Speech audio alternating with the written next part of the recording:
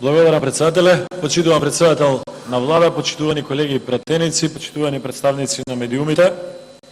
Јас сум малце подолго време во ова собрание и сум гледал и други генерации на пратеници од Социјалдемократскиот сојуз кои што се јачале на говорница, тресал Бранко, не знам шо правел Станко, не знам вој така бил, вака бил, ајде на избори, ќе трчаме, ќе бидеме, ќе победиме.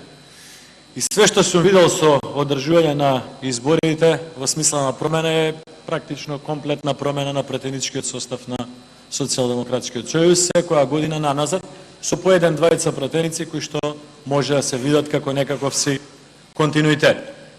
Така и овој пат ги разбирам овие драмолетки кои што ги гледаме во последниот период и веројатно ќе ги гледаме се повеќе во следниот период, но знаме кој ќе биде резултат.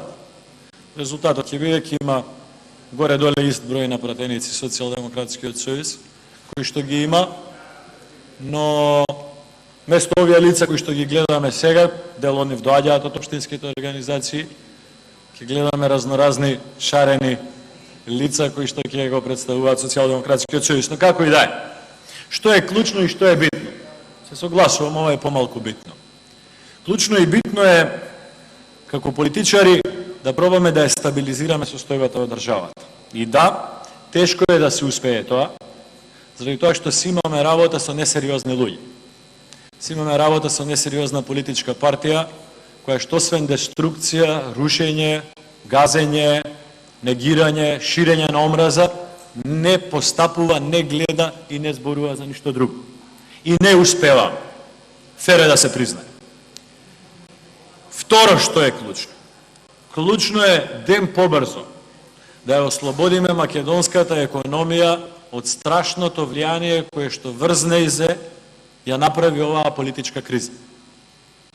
Проектиравме раст од 4,5%, имавме раст од 3,2%. Проектиравме поголем раст на извозот, имавме раст од 25%. Проектиравме многу позабрзано намалување на невработеноста, имаме намалување на невработеноста, но не е доволно онолку колку што беше возможно. Проектиравме поголем број на странски инвестиции, остваривме одреден број, но недоволно. Сето тоа е последица исклучиво на тешката политичка криза и нестабилност на институциите и неможноста на домашните и странските компании да бидат сигурни што се може да видат во една ваква држава. Не знаат дали некој ќе им се собере на улица па ќе им фрла со боја по фирмите, не знаат дали некој непресметано амбициозен политичар кој што десетина пати поред губи на избори ќе излезе и со тонна хистерија, ќе нарушува деловна клима или ќе оддава деловни тајни или ќе направи директна штета и многу од тоа влијаеше на практично згрчениот раст на македонската економија во минатите 2 години. Трето и битно е да обезбедиме услови за фер и демократски избори. И тука да бидам јасен, посебно пред представниците на медиумите. Апсолутно не мислам дека било кои избори во минатите 10 години биле нефер и недемократски. Но сега што ни е целта? Целта ни е да бидат условите такви за и кога СДСМ на 11 декември вечерта ќе се жали дека се нефер и недемократски и најголемите поддржувачи на СДСМ во медиумите, кои што попатно стануваат функционери во минативе неколку месеци, да немаат лице и образ да го бранат она што Социјалдемократскиот сојуз официјално ќе го зборува. Толку околу таа приказка за фер и демократски избори. Ние исто така сме свесни за злоупотребите кои што министрите и дополнителните заменици министри од СДСМ ги направија во минатиот период додека беа во владата и сме свесни дека голем дел од тие злоупотреби кои што коштаа и десетици милиони евра, граѓаните ги коштаат десетици милиони евра, ќе се обидуваат да ги прават повтор. Еден од начините како да се обидеме да ја заштитиме државата, државниот интерес, буџетот и граѓаните беше рокадата која што вчера и денеска ја правевме. Колку сакате, вие манипулирајте со тоа, ние сме сигурни дека сме направиле добар потек, бар за Министерството за внатрешни работи, да не можат да се случуваат злоупотреби кои што, например, главен приоритет на министерот уште првиот ден да биде со какво возило ќе се вози, да го смени комплетниот намештај па да нарача нов намештај, да го нема по 10 дена, да даде изјава пред медиумите, да испраќа скандалозни телеграми до целата хиерархија во МВР, за да ги одземе надлежностите на сите институционално поставени во хиерархијата. Ќе продолжи доди со службени возила на партиски трибини и настани. Може би повторно ќе видиме слика со некој од калибарот на Чауш, кој што попатно ќе учествува во акти за кои што државата има сомнеж дека се фалсификување на лични карти, пасоши, не само македонски, туку и турски и на други држави, бугарски. Повторно ќе се спроведува политиката на смени од хигиеничарка до министер, што ја најуваше Заев. Повторно ќе унапредува партиски кадри по 4, по 7 нивоа. Веројатно повторно ќе се обиде да го унапреди и сопругот на господјата Ременски за 7 скалила во хиерархијата. Повторно ќе работи со лица кои што немале никаков контакт со Министерството за внатрешни работи. Единствен контакт им бил тоа што биле во некоја партиска комисија на СДСМ, како господјата Магдалена Несторовска или оној Горан Трајковски од Комисијата за информатички технологии на СДСМ. Повторно можеби ќе гледаме акции на противправно, незаконито и неуставно приведување и апсење на лица, како оној на единствениот македонски градоначалник надвор од територијата на Република Македонија, господинот Едмон Темелко, на кој што партискиот началник на СВР Битола му влегол со нога у врата пред неговите деца, го малтретирал и го приведувал без никаков документ и налог за да го изврши тоа. Повторно нема да видиме ниту една акција, запаметете, ниту една акција, организирана акција за сузбивање на организиран криминал, како што не видовме додека Оливер Спасовски беше министер за внатрешни работи. Повторно ќе гледаме роднини на лица од обезбедувањето на СДСМ, како стануваат началници или помошници началници. Повторно можеби ќе видиме некои ново именувани началници како се обидуваат да ги преминат граничните премини со лица кои што многукратно наназад биле гонети за организиран криминал. Повторно ќе гледаме можеби непочитување на владини одлуки.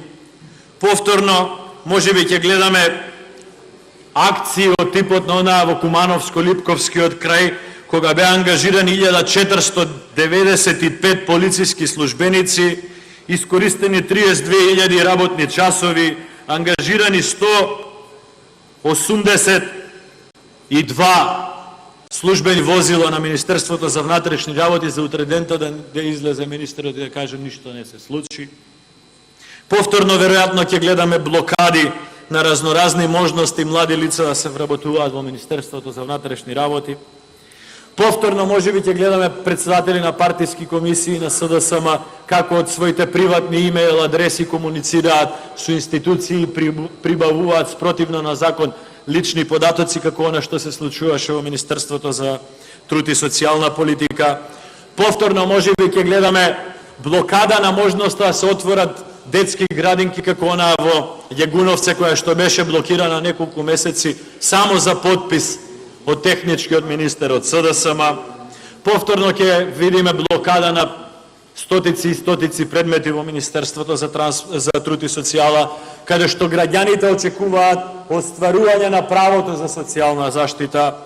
Повторно ќе гледаме незаконско аминување на легитимитет или нелегитимитет на одредени синдикални организации по критериум близкост со СДСМ и нарачани протести или ненарачани протести. Повторно можеби ќе гледаме обиди за разрешување на директори на центрите за социјална грижа низ Македонија и на нивно место поставување на луѓе кои што нити 2 дена стаж немаат во толку сензибилна тема како социјалната заштита. Повторно можеби ќе го видиме оној скандал кога цело министерство, целиот имот на Министерство за труд и социјална политика, сите вработени во Министерството за труд и социјална политика и најстрашно околу 600 корисници сместени во јавните институции, лица со посебни потреби неколку месеци да останат без никакво осигурување.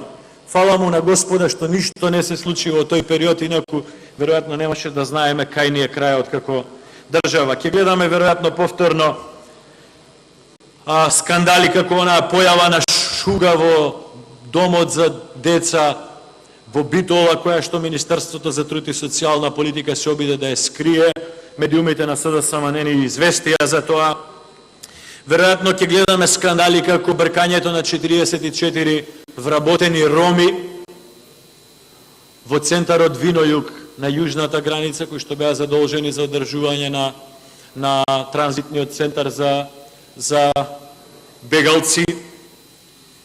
Ќе гледаме криење на несретни случаи како оној во јавната установа за згрижување на деца 25. мај.